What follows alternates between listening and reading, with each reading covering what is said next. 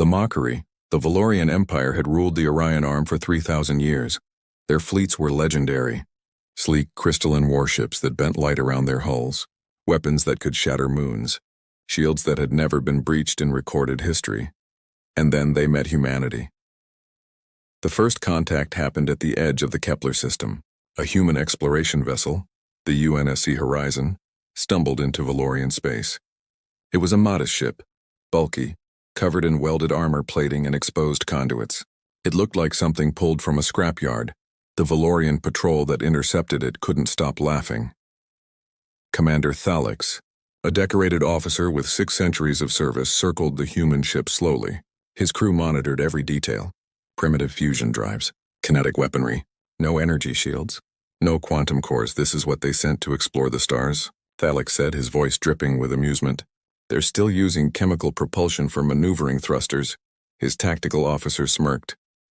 Shall we destroy them, Commander? Thalix waved a dismissive hand. No, let them return home. Let them tell their leaders what real power looks like. Maybe they'll learn their place before they embarrass themselves further. The Horizon was allowed to leave, but the damage was done. Within weeks, the footage of the encounter spread across Valorian space. Human ships became a galactic joke. Memes, entertainment broadcasts, even children's toys were made in mockery. Humans, they said, are the universe's maintenance workers. Good for labor, not for war. Back on Earth, the mood was different. Admiral Elena Vasquez stood in the war room deep beneath Geneva. Around her, holographic projections displayed the Valorian Empire's fleet movements. Dozens of ships, all moving toward human space. They're not coming to talk, said General Okoro, his jaw tight. No, Vasquez agreed. They're coming to conquer. Earth had been preparing for this moment since first contact. Humanity had no illusions about their place in the galaxy. They were newcomers, weak by comparison, outgunned in every measurable way. But humanity had one advantage the Valorians didn't understand.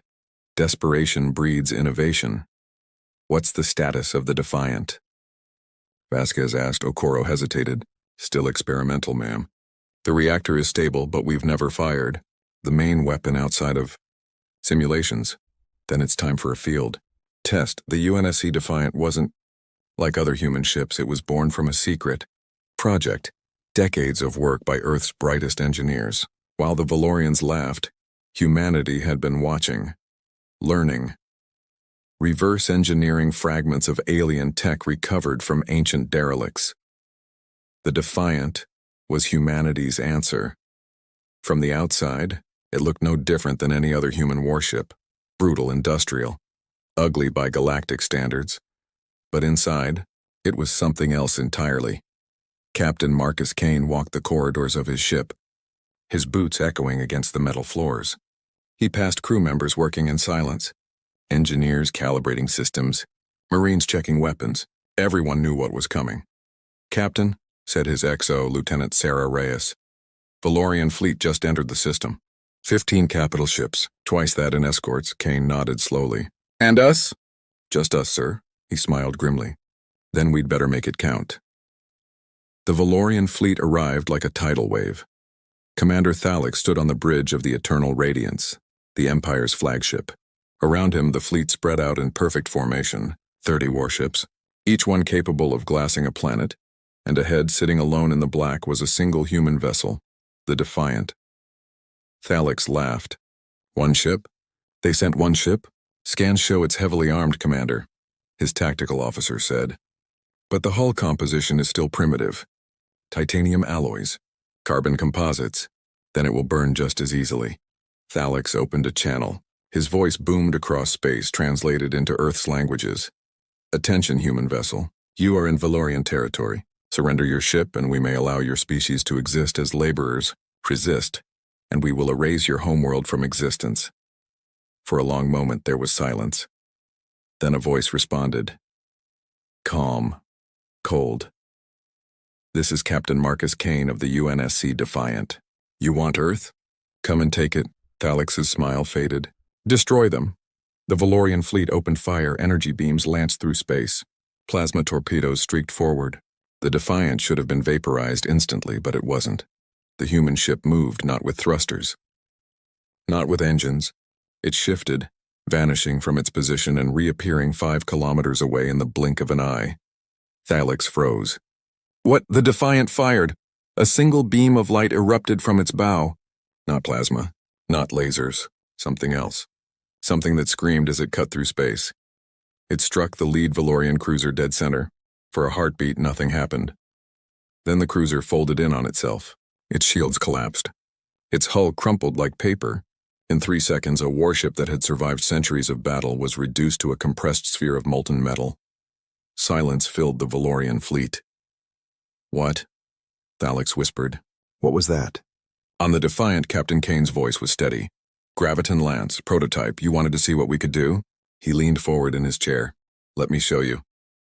End of part 1. The obliteration. The Valorian fleet scattered like startled prey. Commander Thalix gripped the edge of his console, his knuckles pale. Around him, alarms screamed. Tactical displays flickered with error messages. One of his capital ships, the Crimson Vengeance, was simply gone, reduced to a ball of compressed wreckage that tumbled through space, leaking atmosphere and radiation. All ships, evasive maneuvers, Thalix shouted. Focus fire on that vessel. Bring it down now. 29 warships turned their weapons on the Defiant. The human ship vanished again. It reappeared 3 kilometers above the Valorian formation. This time it didn't fire. Instead, something detached from its hull. Small objects, dozens of them. They drifted for a moment, seeming harmless. Then they activated. Each object was a gravitational mine. The moment they powered up, they created localized singularities, miniature black holes that lasted only seconds. But seconds were enough. 3 Valorian destroyers were caught in the field. Their hulls stretched like rubber, twisted, and then imploded. The ships didn't explode. They simply ceased to exist, crushed into points of infinite density before the singularities collapsed. Thalix felt something he hadn't experienced in 600 years. Fear. How is this possible? His tactical officer stammered. They're humans. They don't have this technology. They do now, Thalix whispered. On the bridge of the Defiant, Captain Kane watched the chaos unfold with cold precision. Graviton Lance recharging, Lieutenant Reyes reported. 60 seconds to full power. Weapons free on all secondary systems, Kane ordered. Keep them off balance. The Defiant unleashed a storm of firepower. Railguns fired tungsten slugs at relativistic speeds. Each projectile carried the kinetic energy of a tactical nuke. Valorian shields, designed to absorb energy weapons, shattered like glass against the physical impacts. Missiles followed. Not plasma warheads. Something older. Something the Valorians had forgotten about. Nuclear weapons. Dozens of fusion warheads detonated across the enemy formation. The Valorians had no defense against them. Their shields were optimized for particle beams and plasma.